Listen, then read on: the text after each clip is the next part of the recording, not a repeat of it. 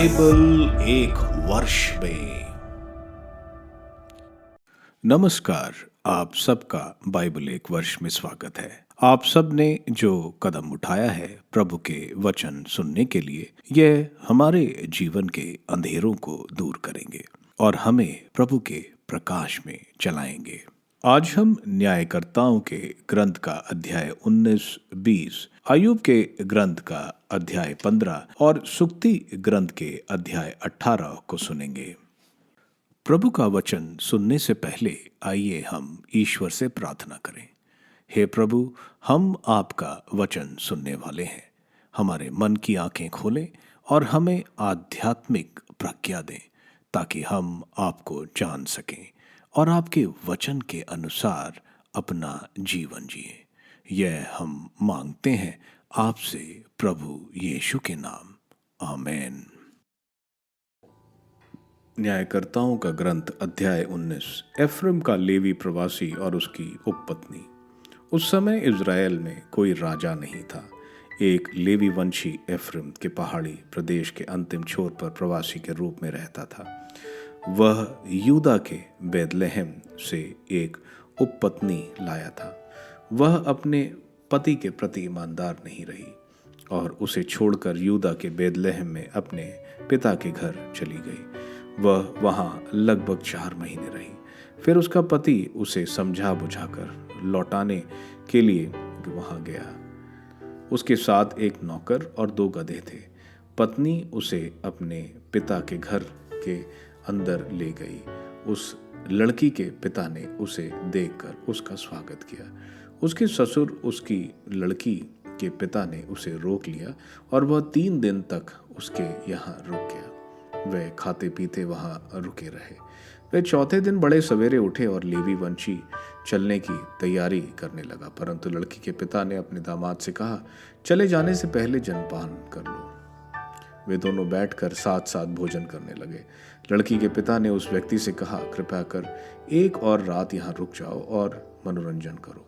जब वह व्यक्ति चलने की तैयारी करने लगा तो उसके ससुर ने उसे रात को वहीं रुकने के लिए विवश कर दिया। जब वह 5वें दिन बड़े तड़के चलने को तैयार हुआ तब उस लड़की के पिता ने कहा, कुछ खा पी कर दिन ढलने तक यहीं आराम करो। फिर वे दोनों भोजन करने लगे। जब वह व्यक्ति अपनी उपपत्नी और अपने नौकर के साथ चलने लगा तब उसके ससुर उस लड़की के पिता ने उससे कहा, देखो अब सांझ होने लगी है, रात भर यहीं ठहर जाओ, दिन ढल चुका है। रात भर यहीं ठहर कर मनोरंजन करो। कल सवेरे तड़के ही उठकर प्रस्थान करो और अपने घर चले जाओ। गिबआ में प्रवासी और उसकी उपपत्नी। परंतु उस व्यक्ति ने रात को फिर ठहरना नहीं चाहा। वह चल दिया और यबूस अर्थात यरूशलेम के पास तक आया। 2 कसे हुए गधे और उसकी उपपत्नी उसके साथ थी। यबूस के पास पहुंचते पहुंचते दिन काफ़ी ढल चुका था। इसलिए नौकर ने अपने मालिक से कहा, चलिए यबूसियों के इस नगर में ठहर कर रात यहीं काट लें। उसके मालिक ने उसे उत्तर दिया, हम उन परदेशियों के नगर में जो इज़राइलियों नहीं हैं ना ठहरे, आगे गिबआ तक बढ़ चले। उसने अपने सेवकों से यह भी कहा, चलो हम गिबआ या रामा तक पहुंचकर वहां रात बिताएं। वे आगे बढ़ते गए। बेन्यामीन के गिबआ के निकट पहुंचते पहुंचते सूर्यास्त होने लगा।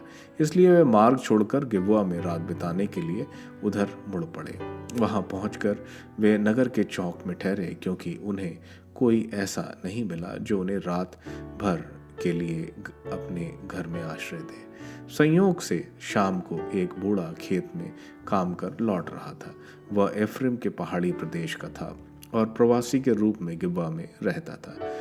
उस नगर के निवासी बेन्यामीन वंशी थे। उसने उधर दृष्टि दौड़ाकर देखा कि नगर के चौक में यात्री पड़े हैं। उस बूढ़े ने पूछा, आपको कहाँ जाना है और आप कहाँ से आए हैं? उसने उससे कहा, हम यूदा के बैतलहम से एफ्रेम के पहाड़ी प्रदेश के अंतिम छोर पर जा रहे हैं। मैं वहीं का निवासी हूँ। मैं यूदा के बैतलहम गया था और अब फिर अपने घर लौट रहा हूँ, लेकिन यहाँ कोई ऐसा नहीं दिखाई देता जो मुझे अपने घर में आश्रय दे। अपने गधों के लिए भूसा और चारा तो हमारे पास है। मेरे लिए तथा आपकी इस दासी और आपके दासों के इस नौकर के लिए रोटी और दाखरस भी नहीं, किसी चीज़ की कमी नहीं। उस बूढ़े ने कहा, आपका स्वागत है, आपको कोई चीज़ की ज़रूरत है, मैं उसे आपको दूंगा। आप किसी भी हालत में चौक पर रात ना बिताइए।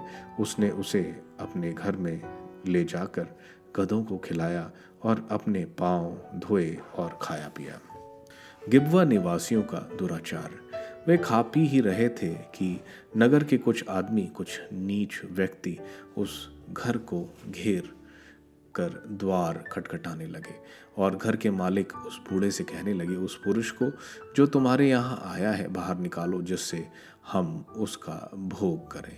इस पर वह आदमी, घर का वह मालिक, उनके पास बाहर जाकर उनसे कहने लगा, भाइयों, मैं तुम लोगों से प्रार्थना करता हूँ कि तुम ऐसा कुकर्म ना करो। वह आदमी मेरे यहाँ आया हुआ अतिथि है, तुम ऐसा कुन्मार्ग मत करो। देखो, मैं अपनी कुंवारी कन्या और उसकी उपपत्नी को बाहर तुम्हारे पास ला देता हूँ, तुम उनके साथ जैसा चाहो कर लो, लेकिन इस पुरुष के साथ ऐसा कुकर्म मत करो।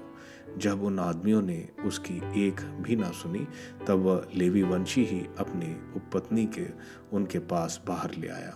उन्होंने उसके साथ बलात्कार किया और रात भर सवेरे तक उसके साथ दुर्व्यवहार किया। पाँव फटने पर ही उन्होंने उसे जाने दिया। जब वह स्त्री सवेरे वापस आई, तब वह उस पुरुष के घर के द्वार पर गिर पड़ी जहाँ उसका स्वामी था, और उजाला होने पर तक वहीं पड़ी रही। गिबवा निवासियों में बदला लेने का विचार।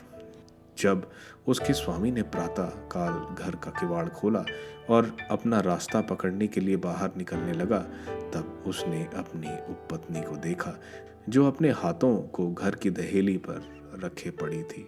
उसने उससे कहा, उठो हम चलें, परंतु उसे कोई उत्तर न मिला। उसे अपने गधे पर लाद कर वह व्यक्ति चल दिया और अपने घर का रास्ता पकड़ा।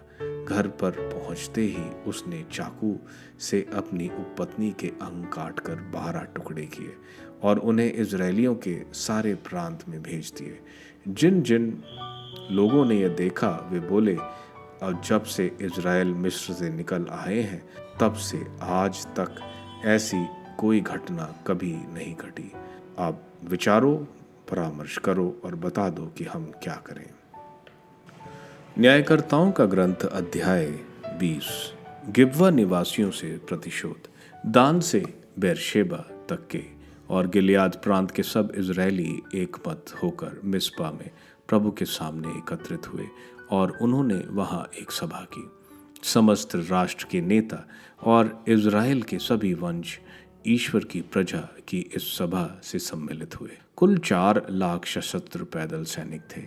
बेन्यामीन वंशियों को मालूम हुआ कि इजरायली मिस्पा गए हैं। इजरायलियों ने पूछा, हमें बताओ वह कुकर्म किसने कैसे हुआ।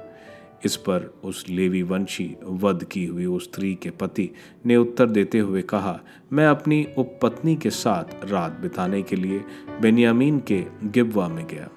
तब गिबवा के निवासियों मेरे विरुद्ध एकत्र हुए और उन्होंने उस घर को घेर लिया जहां मैं था। वे मुझे मार डालने पर उतारू थे और उन्होंने मेरी उपपत्नी के साथ इस प्रकार बलात्कार किया कि वह मर गई। इस पर मैंने अपनी उपपत्नी के टुकड़े टुकड़े कर दिए और उन्हें देश भर में जहाँ जहाँ इजरायलियों के दाएं भाग हैं भेज दिया, क्योंकि उन्होंने इजराइल में एक घृणित कुकर्म किया था। अब सब इजरायलियों, तुम विचार करो कि क्या करना चाहिए। तब सब लोग एकमत होकर उठे और बोले, हम में कोई ना तो अपने तंबू में जाएगा और ना अपने घर लौटे। गिबवा के साथ हम यह करेंगे, हम चिट्ठी डालकर निश्चित कर लेंगे कि हम में से कौन उस पर आक्रमण करेगा। हम इजराइल के सब वंशों में से प्रति 100 मनुष्यों में 10, प्रति 1000 में 100 और प्रति 10,000 में 1000 चुन लेंगे, जिससे वे सेना की रसद का प्रबंध करें। उनके लौट आने पर हम बेन्यामीन के गिबवा से उस कर्म का बदला चुकाएंगे जो उन्होंने इजराइल में किया है। इस प्रकार सारा इजराइल एकमत होकर उस नगर के विरुद्ध एकत्र हुआ। बेन्यामीन वंशियों का हट। इसके बाद इजरायली वंशजों ने दूतों को भेजकर बेन्यामीन के सारे वंश को कहला भेजा, तुम लोगों के बीच यह कैसा कुकर्म हुआ है। अब उन आदमियों को, गिबवा के उन नीच आदमियों को हमारे हवाले करो, हम उन्हें मार डालेंगे और इस प्रकार हम इज़राइल से यह बुराई दूर कर देंगे। परंतु बेन्यामीन वंशियों ने अपने भाई बंधु इज़राइलियों की बात नहीं मानी। इज़राइल में गृह युद्ध। बेन्यामीन वंशी इज़राइलियों से युद्ध करने के लिए नगर नगर में गिबवा से एकत्रित हुए। उस समय दूसरे नगरों में आए हुए युद्ध करने योग्य बेन्यामीन वंशियों की गणना हुई। उनकी संख्या 26,000 थी। उनके सिवा गिबवा के निवासियों के साथ 100 चुने हुए योद्धा थे। उन सब योद्धाओं में 700 खंबे थे। वे गोफान से पत्थर फेंकने में इतने निपुण थे कि बाल को भी निशाना बनाने में नहीं चूकते थे। इजरायलियों की गणना की गई तो बेन्यामीन वंशियों को छोड़कर सशस्त्र सैन्य योद्धाओं की संख्या 4 लाख थी। इजरायली लोग ईश्वर से यह पूछने के लिए बेतल गए कि हम में से कौन सबसे पहले बेन्यामीन वंशियों पर आक्रमण करे। प्रभु ने उत्तर दिया, पहले यूदा जाएगा। सवेरे होते ही इजरायली लोग चलकर गिबवा के पास पड़ाव डाला। इजरायली बेन्यामीन वंशियों से लड़ने के लिए निकल पड़े और उन्होंने गिबवा के सामने एक व्यूह रचना की। बेन्यामीन वंशियों ने गिबवा से निकलकर उस दिन इजरायलियों के 22,000 योद्धाओं को धराशायी कर दिया, लेकिन इजरायलियों ने साहस नहीं छोड़ा। उन्होंने पहले दिन जैसे व्यूह रचना की थी वैसे ही उसी स्थान पर फिर से व्यूह रचना की। इजरायली प्रभु के सामने जाकर शाम तक विलाप करते रहे। उन्होंने प्रभु से पूछा, क्या हम फिर बेन्यामीन वंशियों अपने भाई बंधुओं से लड़ने जाएं? प्रभु ने कहा, हाँ, उनके विरुद्ध लड़ने जाओ। इसलिए इजरायलियों ने दूसरे दिन फिर बेन्यामीन वंशियों पर चढ़ाई की। उस दूसरे दिन भी बेन्यामीन वंशियों ने गिबवा से निकलकर इजरायलियों के 18,000 सशस्त्र योद्धाओं का धराशाही कर दिया। इसके बाद इजराइल भर के सारे लोग, सारी सेना बेतल जाकर विलाप करने लगे। वहाँ वे प्रभु के सामने बैठे रहे और उस दिन सांझ तक उन्होंने उपवास रखा। उन्होंने प्रभु के सामने होम और शांति बलियां चढ़ाई। इजरायली प्रभु से परामर्श लेना चाहते थे।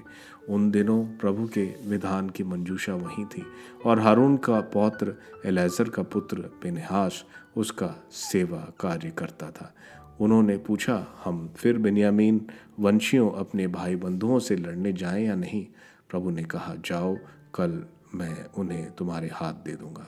बेन्यामीन वंशियों की पराजय। तब इजरायलियों ने गिबवा के चारों ओर लोगों को घात में बैठा दिया। तीसरे दिन इजरायलियों ने बेन्यामीन वंशियों के विरुद्ध निकलकर गिबवा के सामने व्यूह रचना की, जैसे उन्होंने पहले की थी। बेन्यामीन वंशी भी उन लोगों के विरुद्ध लड़ने निकल पड़े, परंतु ये उन्हें नगर से दूर खींचते गए। जैसे उन्होंने पहले किया था वैसे ही अब भी बेतल जाने वाले और गिबवा जाने वाले रास्तों पर और खुले मैदानों में इजरायलियों के लगभग 30 पुरुषों को मार डाला। बेन्यामीन वंशियों ने सोचा कि पहले की ही तरह वे हमसे पराजित हो गए हैं। इजरायलियों ने कहा था कि हम उनके सामने से भागकर उन्हें नगर के रास्तों की ओर खींच ले चलें। इसलिए सब इजरायली अपने स्थान से चलकर बाल तमार के पास युद्ध व्यूह रचने लगे। इतने में खेबा के पश्चिम की ओर से अपने अपने स्थानों पर गात में बैठे हुए इजरायली निकल पड़े। इजराइल भर के इन चुने हुए 10,000 योद्धाओं ने गिबवा पर चढ़ाई कर दी। घमासान युद्ध हुआ। बेन्यामीन वंशी समझ नहीं पाए कि उन पर घोर आपत्ति आने वाली है। प्रभु ने इजराइल के द्वारा बेन्यामीन वंशियों को पराजित कर दिया। उस दिन इजरायलियों ने बेन्यामीन के 25,100 सशस्त्र पुरुषों को मार डाला। तब बेन्यामीन वंशियों ने अनुभव किया कि वे पराजित हो गए। इजरायली बेन्यामीन से पीछे हट गए, क्योंकि गिबवा के विरुद्ध घात में बैठे हुए लोगों पर उन्हें विश्वास था। घात में बैठे हुए लोगों ने निकलकर सारे नगर को तलवार के घाट उतार दिया। इजरायलियों और घात में बैठे हुए योद्धाओं के बीच यह संकेत निश्चय हुआ कि वे जैसे ही नगर से धुएं का बादल उड़ाएं, इजरायली मुड़कर आक्रमण कर बैठे। बेन्यामीन वंशी इजराइल के लगभग 300 लोगों को मार कर सोचने लगे थे कि जैसे पहले युद्ध में होता है, निसंदेह वैसा ही अब भी होगा। जब नगर में धुएं का बादल संकेत के रूप में उठा, तब बेन्यामीन वंशियों ने मुड़कर पीछे दृष्टि डाली और देखा कि सारे नगर में धुआं आकाश तक उठ रहा है। इस पर इजरायली मुड़े और तब बेन्यामीन वंशियों पर आतंक छा गया, क्योंकि वे देख रहे थे कि उन पर घोर विपत्ति टूटने वाली है। बेन्यामीन वंशी इजरायलियों को पीठ दिखाकर उजाड़ खंड की ओर भाग निकले, लेकिन उन्हें युद्ध करना ही पड़ा। नगर से निकलने वाले लोग उनका वध करने लगे।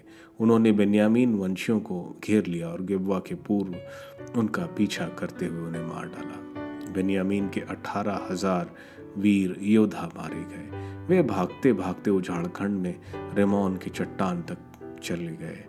उसमें 5,000 रास्ते में मारे गए।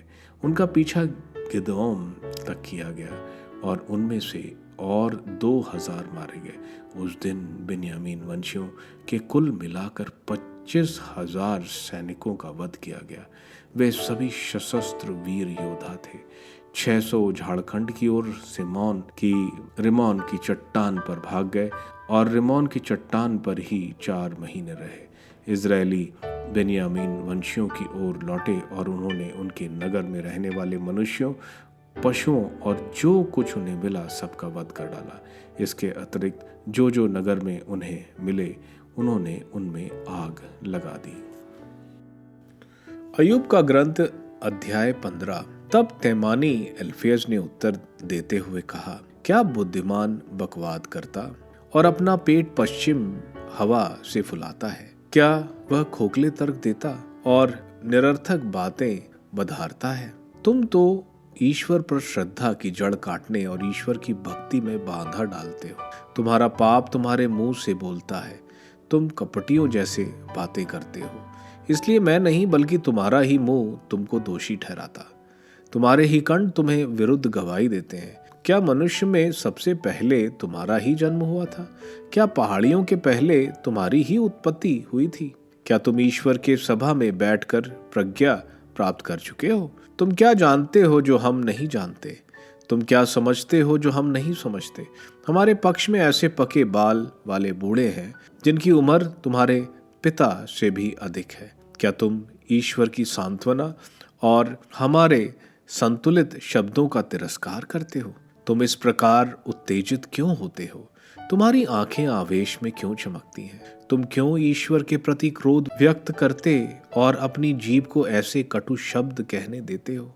मनुष्य क्या है जो वह शब्द होने का दावा करे?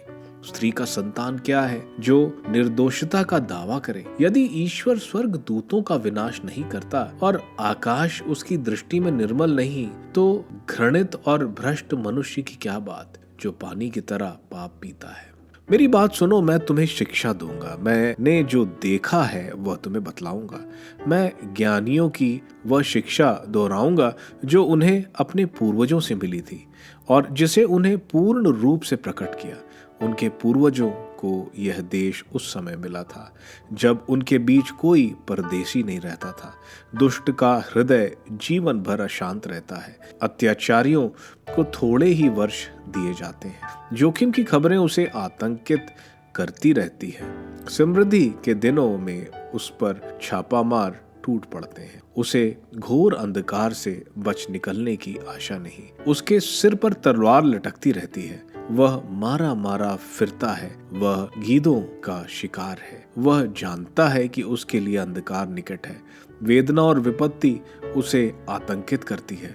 वह आक्रमण राजा की तरह उस पर टूट पड़ती है, क्योंकि उसने ईश्वर के विरुद्ध विद्रोह किया, सर्वशक्तिमान का सामना करने का साहस किया। वह मोटी ढाल की आड़ में सिर झुकाकर उस पर टूट पड़ा। उसके चेहरे पर मुठापा छा गया और उसके शरीर पर चर्बी चढ़ गई है।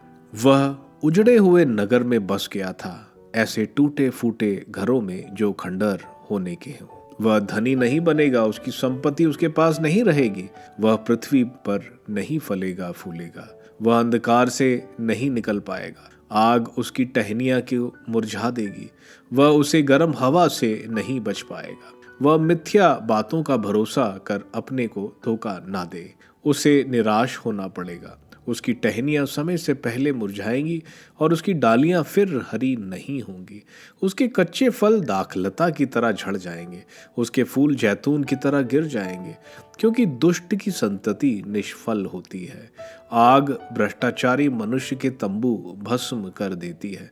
जो बुराई की कल्पना करते हैं वे कुकर्म उत्पन्न करते हैं, उनके मन में छल कपट की योजना बनती है। सूक्ति ग्रंथ अध्याय 18। जो दूसरों से अलग रहता उसे अपना स्वार्थ की चिंता है और वह हर प्रकार का परामर्श ठुकरा देता है। मूर्ख विवेकपूर्ण बातों में रुचि नहीं लेता बल्कि अपने ही विचार प्रकट करता रहता है। दुष्ट का अपमान किया जाएगा और कलंकित का तिरस्कार होगा। मनुष्य के मुख से निकलने वाली वाणी गहरा जल, उमड़ती नदी और प्रज्ञा का स्रोत है। निर्णय देते समय दुष्ट का पक्ष लेना और धर्मी के साथ अन्याय करना अनुचित है। मूर्ख के होंठ झगड़ा पैदा करते हैं, उसका मुंह मारपीट को नियंत्रण देता है। मूर्ख का मुंह उसके विनाश का कारण है, उसके होंठ उसके लिए फंदा बिछाते हैं। झूठी निंदा करने वाले की बात चाट जैसी है, वह पेट की गहराइयों तक उतरती है। जो काम में ढिलाई करता वह काम बिगाड़ने वाला का भाई है। प्रभु का नाम एक सृदन गढ़ है, धर्मी उसकी शरण जाकर सुरक्षित है। धर्मी की संपत्ति उसका किलाबंद नगर है, वह उसे एक अलंघनीय दीवार समझता है। घमंड विनाश की ओर ले जाता और विनम्रता सम्मान की ओर। जो व्यक्ति प्रश्न सुनने से पहले उत्तर देता वह उसके लिए मूर्खता और लज्जा की बात है। मनुष्य का आत्मबल उसे बीमारी में संभालता है, किंतु कौन टूटे हुए मन को सांत्वना देगा। समझदार हृदय ज्ञान प्राप्त करता और ज्ञानियों का कान उसकी खोज में लगा रहता है। उपहार मनुष्य का मार्ग प्रशस्त करता और उसके लिए बड़ों का द्वार खोलता है। जो पहले अपना पक्ष प्रस्तुत करता है वह तब तक सच्चा प्रतीत होता है जब तक दूसरा आकर उससे पूछताछ न करे। चिट्ठी डालने से झगड़ा समाप्त होता और शक्तिशालियों का विवाद शांत होता है।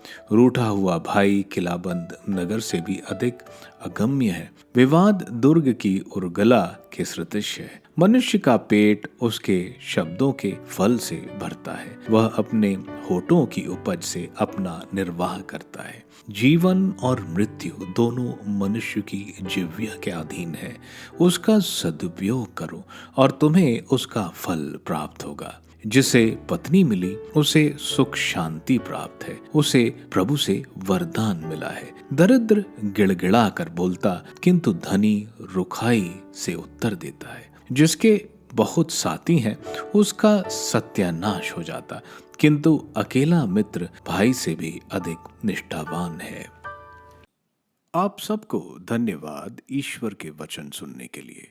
मैं आपसे विनती करता हूं कि आप बाइबल एक वर्ष में को दूसरों के साथ शेयर करें, क्योंकि प्रभु का वचन स्वयं प्रभु यीशु है।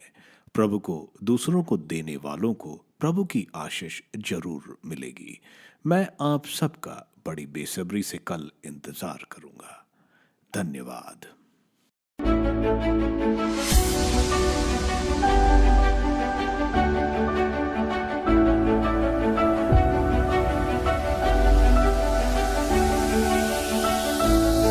बाइबल एक वर्ष में